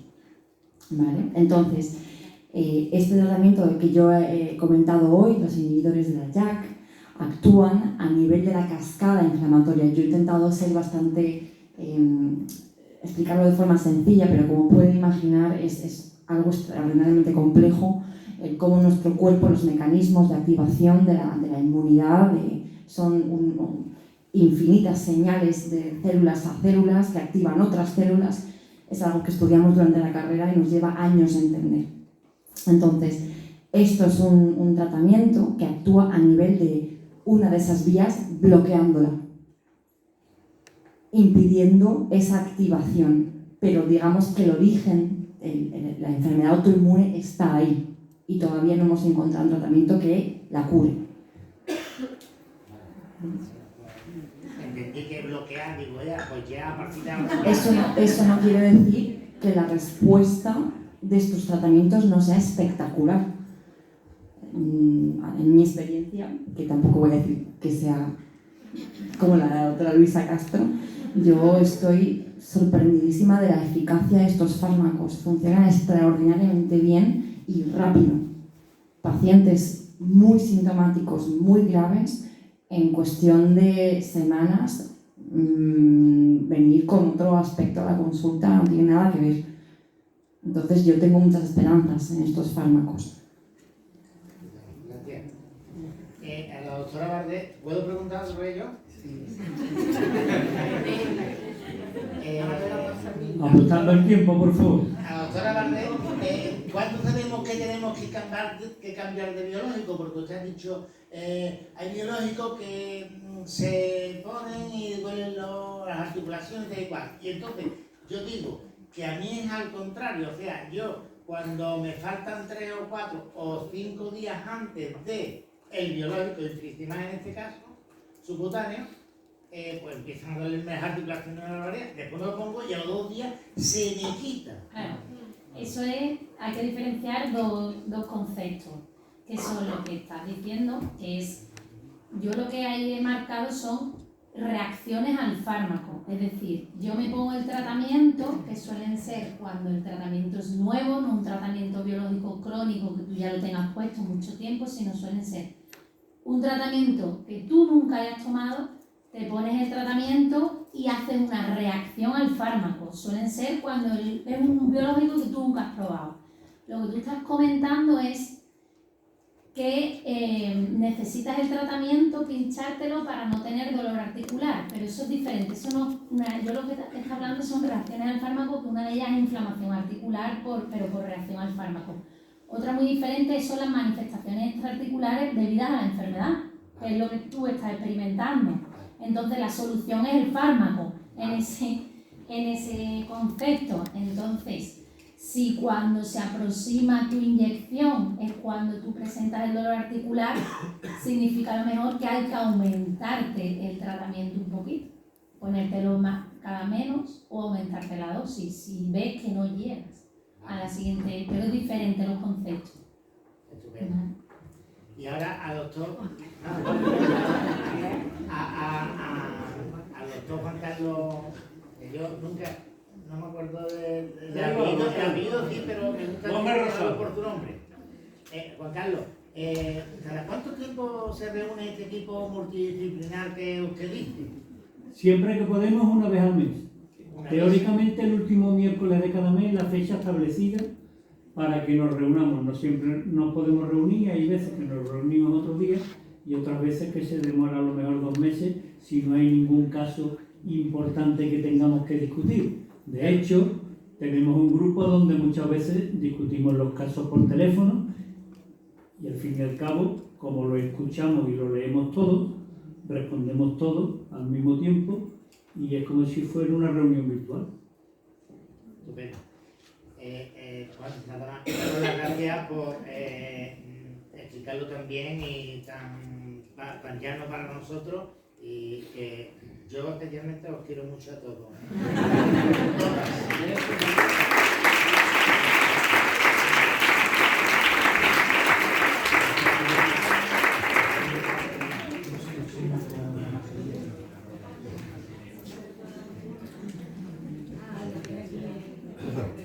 Vale, buenas tardes.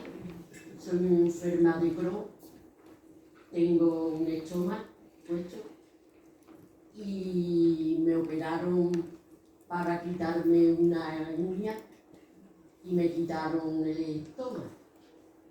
Y a los 2 meses tuve que ir al cirujano para decirle que me pusieran otra vez la bolsa porque yo no podía secar y estaba malísima. Ni fibra, ni agua, 2 litros al día, ni andar, no podía andar porque no podía salir a la calle, porque estaba desde la cama al servicio y el servicio a mi cama. Y es que no sé el por qué yo nací a la caca. Y le estoy dando vuelta a la cabeza, digo, a ver si hoy me lo podréis, por lo menos pasaré algo yo de eso. Es que no lo sé. Y como no me lo han dicho... Me voy a atrever yo a responder porque, sobre todo, saber que es que este no es el foro para eso. Ya lo sé, Ya. pero es que llevo ya 2 años y pico. Ya, pero tiene que comprender que este no es el foro para eso. Y segundo, habría que analizar muchas circunstancias que ahora mismo no conocemos ni sabemos cómo para darle una respuesta correcta. Claro. Con lo cual, debería de seguir los consejos de la doctora Maldonado y preparar bien la próxima consulta cuando vaya, para que cuando le hagan todas las preguntas que le van a hacer... El doctor Argüello. Bueno. No, pero digo... Usted me puso el primer estómago. Hace ya 19 años. Son primero. Por eso que lo importante es llevar los aspectos clave para analizar exactamente qué es lo que ha pasado, por qué ha pasado y cómo se le puede buscar la mejor solución, como ya he dicho yo, a cada uno. No me puedo... Nada, me quedo... Porque está cirujano, no se lo puedo decir con esa habilidad también. Pero hay más cirujanos. Bueno, muchas gracias. Yo no me he jubilado. En la próxima cita revisamos todo. Pues el lunes que viene, voy.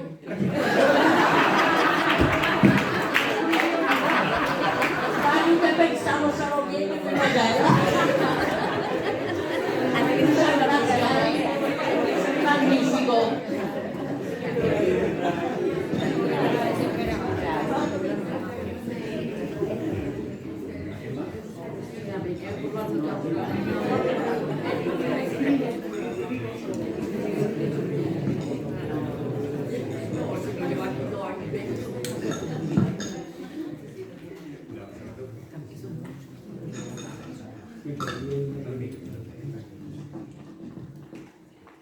Buenas tardes y gracias a todos los participantes por lo que están exponiendo aquí.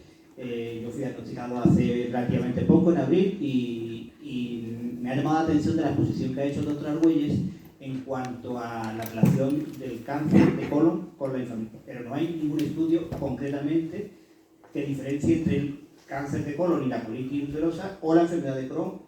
No está realmente localizada en el colon, sino en el intestino delgado. Entonces, no me cuadra esos estudios, que decir que lo ven completo, ¿no? Porque falta que relacionáis entre el Crohn o la inflamación intestinal delgada y otro tipo de cáncer, porque de colon no tiene por qué ser. A ver qué... Eso es una muy buena pregunta. Realmente el cáncer de colon, como su nombre indica, aparece en el colon. Y principalmente hablamos de colitis ulcerosa y de cáncer de colon, porque como usted sabe, la colitis ulcerosa aparece en el colon. La enfermedad de Crohn puede aparecer en cualquier localización del tubo digestivo. Luego, los pacientes que tengan una enfermedad de Crohn localizada en el intestino delgado tienen el mismo riesgo de desarrollar cáncer de colon que un sujeto normal. Sí que tienen más riesgo si el Crohn aparece en el colon. Y ahí el riesgo de cáncer de colon es similar a un paciente con colitis ulcerosa, pero siempre y cuando el Crohn esté localizado en el colon. Y se siguen más o menos los mismos criterios de revisión. Entonces, que yo había leído cosas como que el Crohn solamente se daba en el delgado y la colitis ulcerosa, eso no es así, ¿no? Eso es lectura mía. La localización más habitual del Crohn a día de hoy suele ser la afectación del ilion terminal, que es la última parte del intestino delgado, y el principio del colon, lo que se llama colon ascendente. Eso aproximadamente aparece en el 30-40% de los pacientes. Y luego el resto pues puede tener una afectación del colon puntual, puede tener una afectación de intestino delgado, puede tener una afectación de todo el colon, es variable. Pero es verdad que la localización más habitual suele ser la última parte del intestino delgado. Vale, muchas gracias. Entonces ha sido eso, una confusión mía, porque tenía un mal concepto. Y luego le quería preguntar también al doctor, que no lo conozco, el que hablaba exactamente, que esto es, en realidad estamos hablando de una enfermedad inflamatoria general. Es que cuando yo empecé, bueno, mi historia, ahí está, eso no es momento de ponerla, pero resulta que cuando la doctora Lorena, no sé si me recetó mesalazina y me fue muy bien, pero me aparecieron inflamación que yo tenía muy antiguo de las articulaciones y me ha remitido a interconsulta de reumatólogo. Yo tengo una historia en reumatología, pero sin reumatólogo, que por cierto recomiendo si alguna vez se incluye aquí a un reumatólogo en las sesiones estas, porque desconozco qué cantidad de nosotros hemos pasado por el servicio de reumatología de los que estamos enfermos. Aproximadamente hasta un 70% de los pacientes con enfermedad inflamatoria intestinal tienen manifestaciones reumatológicas muy variadas, desde dolores musculares, dolores articulares, y si preguntamos aquí yo creo que todo el mundo va a levantar la mano. Son tremendamente frecuentes. Otra cosa es que nosotros consideremos que sea lo suficientemente importante como para derivarlo al reumatólogo, o que cuando se derivan al reumatólogo, el reumatólogo no las considere manifestaciones inflamatorias, considere que puede haber alguna fibromialgia, algún efecto secundario de un fármaco y le dé de alta, ¿vale? El manejo de las manifestaciones articulares en los pacientes con enfermedad inflamatoria realmente es complicado. Y como son reuniones anuales, es cierto que intentamos muchas veces pues, que vengan especialistas de otras áreas. Normalmente cuando hacemos la reunión nos sentamos con la asociación de pacientes, en este caso con José Luis, y tratamos un poco de coordinar distintos temas que puedan resultar atractivos. Pues el año pasado se abordó el tema de la otomía, algunas veces han venido los reumatólogos, otras veces han venido dermatólogos, han venido pediatras. O sea que no se preocupe que para el año que viene traemos un grupo. Muchas gracias. Y al final hay otra pregunta. Sí, lo paso.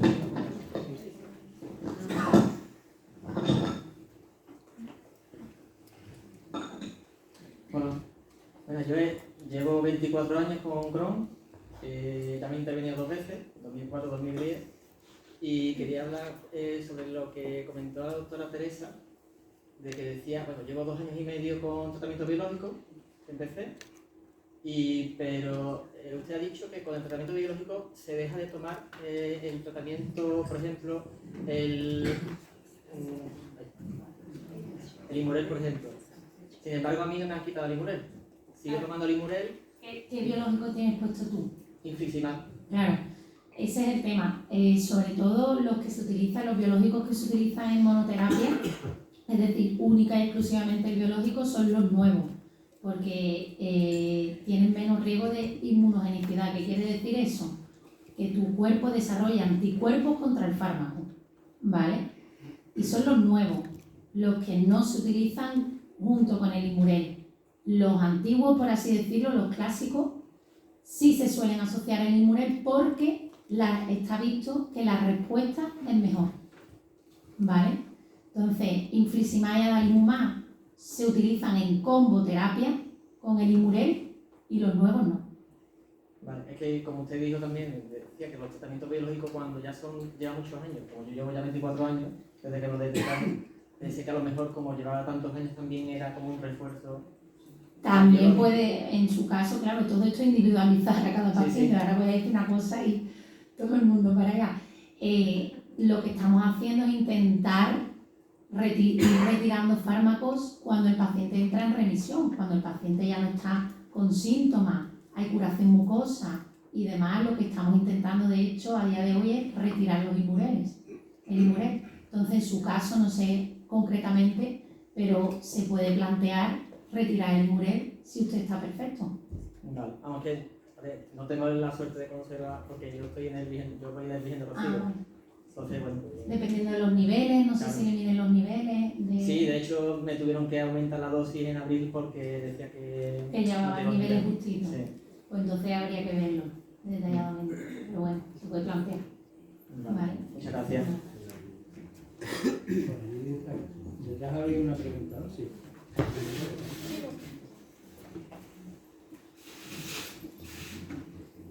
Bueno, buenas tardes, mi nombre es Silvia y en primer lugar quería hablar con el doctor Federico, quería darle las gracias. Yo soy madre de un paciente de 9 añitos que el año pasado con 8 años fue diagnosticado de una colitis ulcerosa y fue diagnosticado con una pancolitis directamente. Entonces, bueno, pues cuando los padres nos tenemos que empezar a poner a trabajar en este tema y a informarnos, porque es verdad que la enfermedad psicológicamente recae más en los padres que en los niños a estas edades, pues todo el tema del cáncer de colon pues nos asusta un poquito, ¿no? Entonces, desde mi lado quería darle las gracias porque me ha quedado bastante claro, a pesar del miedo que a una madre le entra, pues me ha quedado bastante claro este tema y quería agradecerse. Y en segundo lugar, simplemente, bueno, yo, como le pasa a este paciente, nosotros somos del Virgen de Rocío, pero es verdad que esta charla me parecía interesantísima y por eso he querido venir. Un problema con el que yo me he encontrado, nosotros hemos estado en septiembre otra vez ingresados con un nuevo brote, y es el tema de la alimentación en el hospital. Y nos cuesta muchísimo trabajo, porque nosotros ingresamos a través de urgencia con un brote y la enfermera de planta llegó y nos preguntó que a qué era alérgico el niño. Ya está. Y el niño en 5 días perdió 1,5 kilos de peso. Entonces, no sé de qué forma, quizás como explica el doctor Juan Carlos, que haya una reunión, habría que tener especial atención al tema de la alimentación, porque nosotros al final, para que el niño remontase, tuvimos que terminar llevándole nosotros la comida, porque no había otro medio de que el niño recuperase peso. El niño llegó a darle un síncope y todo dentro del hospital, la verdad que fue una situación bastante complicada, y solo remontó cuando el niño empezó a comer bien, que empezó a ganar peso. Entonces no sé en qué medida pues que exista esa posibilidad de que se valore también el que cuando los pacientes con enfermedad inflamatoria intestinal ingresamos en el hospital, pues haya una persona que se acerque y que valore la alimentación, porque yo no sabía qué decirle, sinceramente, a la enfermera. Yo puedo más o menos, pero la cara se le volvía cuando yo le decía esto no, esto no, esto no, esto no, esto no, y me decía, entonces ¿qué puede comer tu hijo? Entonces, bueno, simplemente pues dejar esas palabras por si en algún momento se puede tener en cuenta, y sobre todo agradecer esta charla.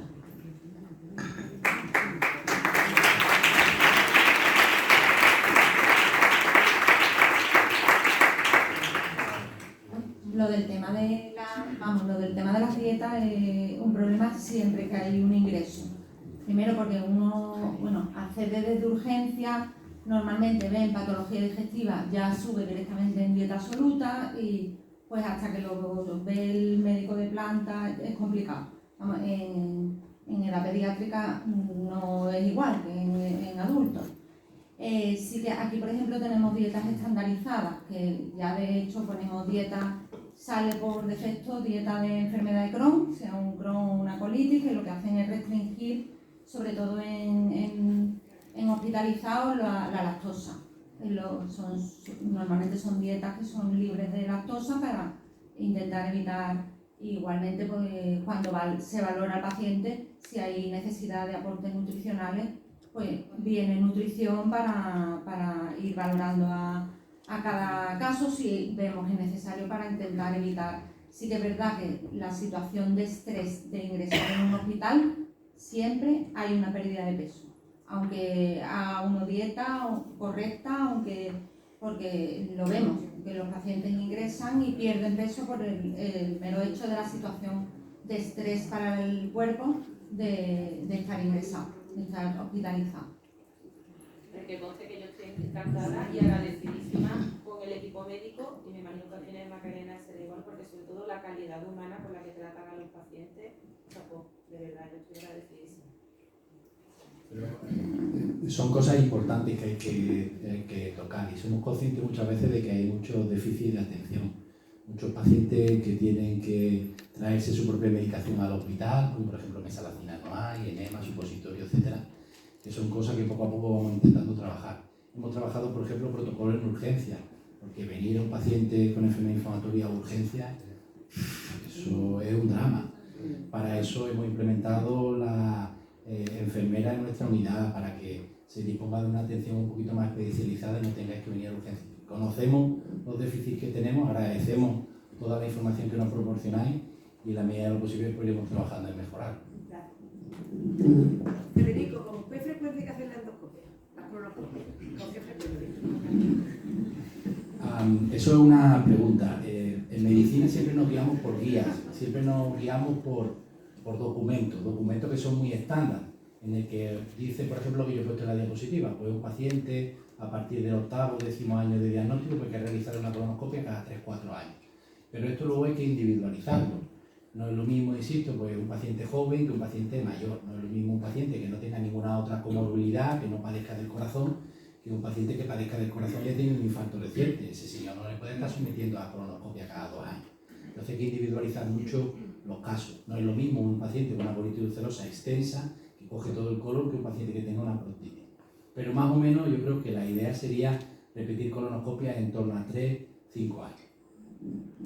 Y a mayor edad de duración de la enfermedad, acortar el plazo, ¿no? Sí se puede, sí, depende de las características del paciente y del estado físico del paciente. Una colonoscopia, ya lo hemos hablado, no es nada agradable. Someter a un paciente a una colonoscopia es estresante y puede haber alguna complicación, por eso hay que hacer una buena selección de los pacientes.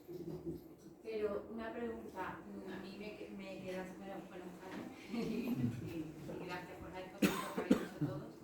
Me queda la duda si colonoscopia, aunque estén bien las analíticas, yo por ejemplo, uno de mis hijos, cuando lo llevaba en su padre, y entonces él me hacía la colonoscopia cada 2 años.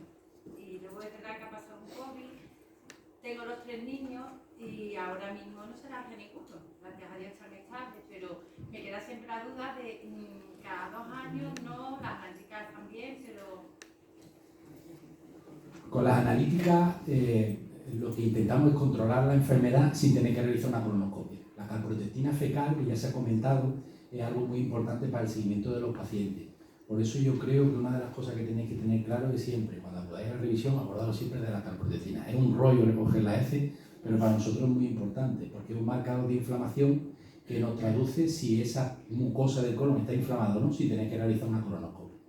Pero una cosa es eso, la inflamación, y otra cosa es el cribado de cáncer de colon, aunque es verdad que va muy en relación. Si un paciente permanentemente y repetidamente tiene las calprotectinas normales, está asintomático y no tiene ningún otro parámetro alterado, obviamente se puede espaciar un poquito esas revisiones. Si sistemáticamente tiene la calprotectina elevada y tiene algún otro parámetro alterado, pues esas revisiones hay que acortarlas.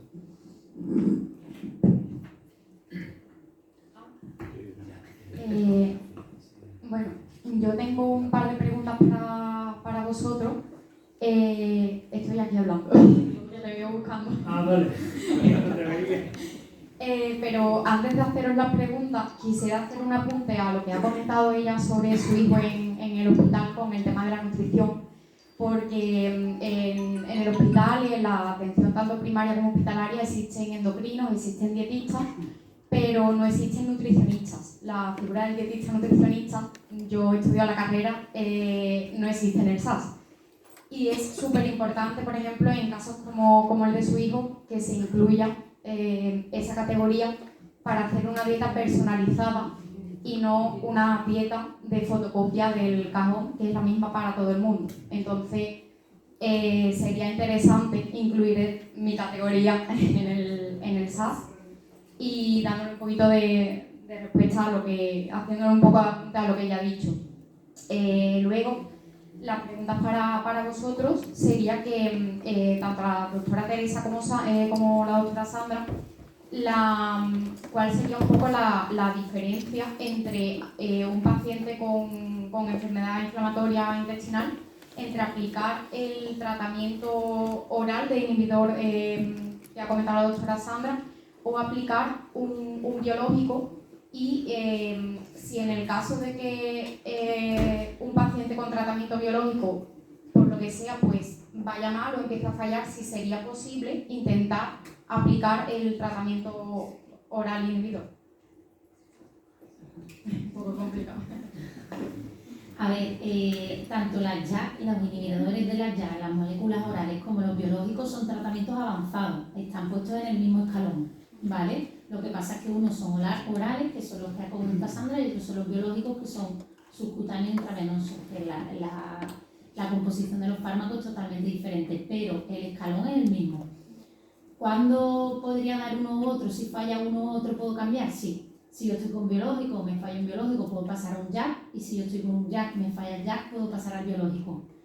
El inconveniente, por así decirlo, de las JAK es que en mayores de 65 años no se debe optar por ello, en personas con antecedentes de tromboembolismos y de trombosis tampoco, y en personas también con infartos y problemas de corazón tampoco en niños, porque no hay estudios, no por otra cosa, y en embarazadas, ¿vale?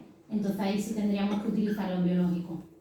Pero sí, independientemente se puede pasar de uno a otro o del otro al uno. Y lo bueno de los JAK es que son muy rápidos, de las orales. Entonces, tal como te las dejas de tomar, dejan de hacer efecto. Y puedes pasar al otro. Los biológicos sí es verdad que permanecen más tiempo en sangre, ¿vale? pero puedes pasar a uno a otro y están los dos en el mismo escalón. Y Si no queda la última pregunta, porque ya nos hemos pasado 10 minutos y nos vamos al café, que es en la misma cafetería donde hemos estado. No, la cafetería del hospital. Ah, en la del hospital, vale. Entrando por la puerta de detrás. Era para tomarme yo todo el café. Ya por último y con esto acabo, me ha llamado un poco la atención que ha mencionado el doctor Federico, lo de la colingitis. Me ha llamado un poco la atención porque mi tía hace un par de meses se lo han diagnosticado, creo que quizás es una de las dos pacientes que habéis mencionado. Y mi padre y mi abuela tienen colitis ulcerosa, han sido tratados por la doctora Castro toda la vida.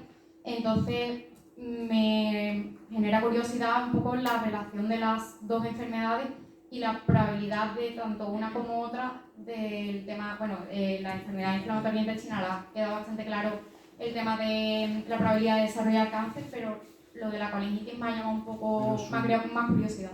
¿Es su madre? Mi tía se la han diagnosticado y su hermano, o sea, mi padre y mi abuela, colitis ulcerosa. ¿Pero su tía tiene colitis ulcerosa? No. Entonces algo independiente. Y puede ser que sea una colangitis biliar primaria, que es distinta a una colangitis esclerosante primaria. Son dos conceptos distintos, son muy parecidos, pero son dos enfermedades distintas. La que se asocia a la colitis ulcerosa es colangitis esclerosante primaria. Y esa es un poquito más grave. La colangitis biliar primaria afecta al hígado y normalmente se soluciona bastante bien con un tratamiento convencional. No suele haber mucho problema. ¿Sí? Pero bueno, lo que sí tengo entendido es que las están relacionadas en el sentido de que son autoinmunes y... Claro, antes habéis comentado lo de las enfermedades inmunes. Cada vez se habla más de enfermedades inmunomediadas. Y lo que está claro de las enfermedades inmunomediadas es que se llaman a unas a otras. Eso quiere decir que es frecuente que en un mismo paciente en la que haya una enfermedad inmunomediada probablemente haya otra enfermedad inmunomediada. No es infrecuente que un paciente con enfermedad inflamatoria intestinal pueda tener artritis reumatoide, o pueda tener uveitis, o pueda tener otra enfermedad inmunomediada, o un paciente con tiroiditis autoinmune, que también es muy frecuente, tenga otra enfermedad inmunomediada, por ejemplo en los huesos. Esto es muy frecuente, no se conoce por qué esto es así, probablemente porque ese sujeto tiene una alteración de su sistema inmune, que está un poco descontrolado, pero es verdad que cuando hay una enfermedad inmunomediada es más frecuente que aparezca otra. En esos casos lo que hay que hacer precisamente es recurrir a los comités multidisciplinares, hablar con tus compañeros de la otra especialidad, ver qué enfermedad es la más grave, la más predominante y tratar de poner un tratamiento en la medida de lo posible que cubra las dos enfermedades. Para eso es verdad que hay múltiples fármacos, por ejemplo la noilidad y quinasa van muy bien para las enfermedades articulares y para la propia enfermedad inflamatoria. Los fármacos anti-TNF y muchos de los biológicos que utilizamos nosotros también lo utilizan los reumatólogos o lo utilizan los dermatólogos para otras enfermedades inmunomediadas como puede ser la psoriasis. Bueno, pues damos por finalizada la mesa, café, y a las 6:30, un poquito más.